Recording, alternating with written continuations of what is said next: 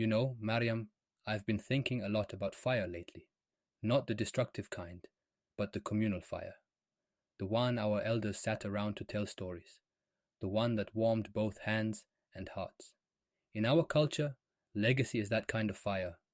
It has to be tended, not just inherited. And yet, in the rush of modern life, we confuse monuments with memory, wealth with wisdom, and inheritance with intention. The Stoics would have laughed at how obsessed we've become with titles and timelines. Marcus Aurelius didn't write his meditations so we'd admire him. He wrote them as a daily tending of the self, a quiet fire he hoped would outlive his crown. And in African thought, legacy was never just about what you left behind. It was about what you kept alive while you were still breathing. The laughter you sparked, the burdens you shared, the names you remembered. Legacy, to us, is not a statue in stone. It's a ripple in spirit. What good is a name etched in marble if your warmth never touched anyone? What good is 1,000 acres if your children don't feel rooted? I believe, no, I know, that real legacy is a fire passed, not a trophy placed. And that fire, Kwame, it doesn't start when we die. It starts when we start living intentionally. We talk a lot about the phrase, I am because we are.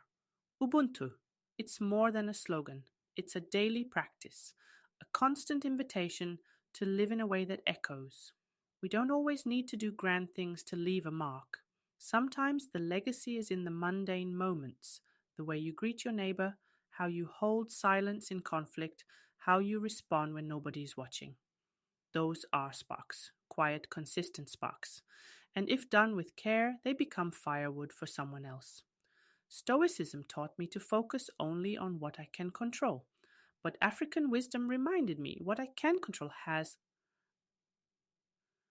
such as my restraint, my generosity, my courage. They ripple, they create warmth or cold, light or shadow. So I live now asking, what kind of ancestor am I becoming today? That question, that one right there, is everything. Because our ancestors are not just behind us, they are within us. In the book, Bridging Philosophies, the Interplay of Stoicism and African Worldviews, there's a line that stayed with me. Ancestor veneration emphasizes respect for the wisdom of those who came before. Both philosophies encourage individuals to learn from the past and draw inspiration from those who have navigated life's challenges. It reminded me of how Stoics and African elders were never in conflict. They were just on different parts of the same river. When Epictetus spoke of controlling our will, and when our grandmothers said, "A child who is not embraced by the village will burn it down to feel its warmth," they were both speaking about responsibility, about the kind of character that can hold a community together or tear it apart. Legacy then becomes a moral project, a daily exercise, not in ego, but in endurance, not in achievement, but in alignment. I love that word, alignment. We talk about it in healing spaces all the time, because legacy isn't just about what you do. It's about how well your actions mirror your values. You can leave money, you can leave land, but if your life leaves no medicine, if your words leave no peace, if your choices leave no example, then what did you really leave?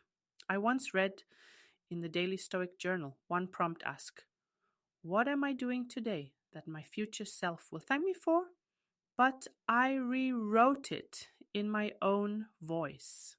What am I doing today that my descendants will feel in their bones, whether or not they know my name?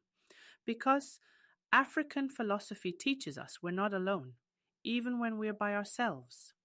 We're walking with names, with dreams, with unfinished prayers from generations past.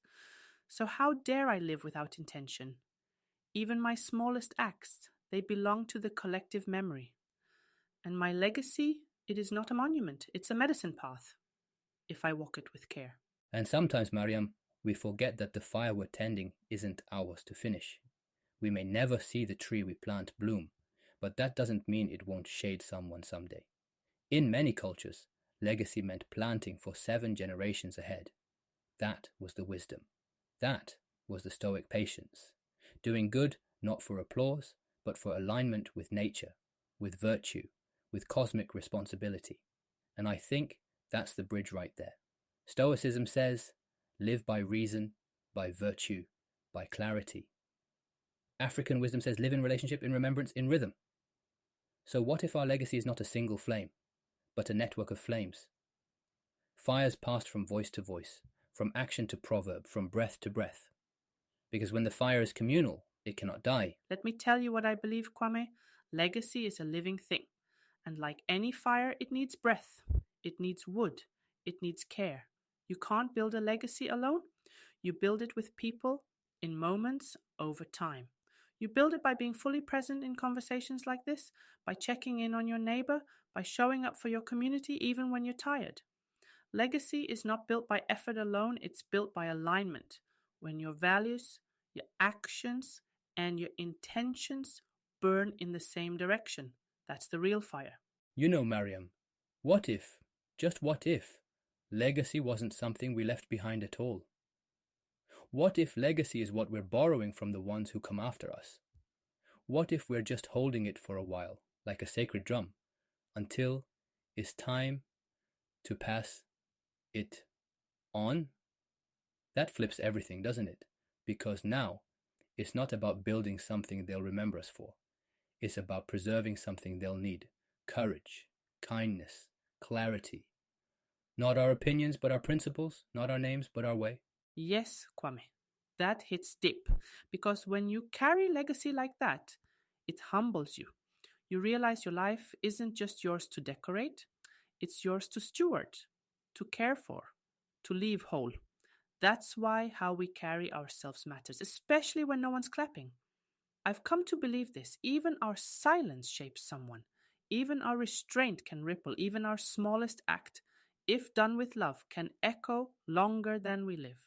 Legacy isn't something we invent, it's something we tend to. And maybe someone listening right now is wondering, how do I tend that fire? How do I live like my presence matters to people I may never meet? Let me offer this. Call it your firekeeper's reflection. 1. Ask yourself, who am I warming with my words today? 2.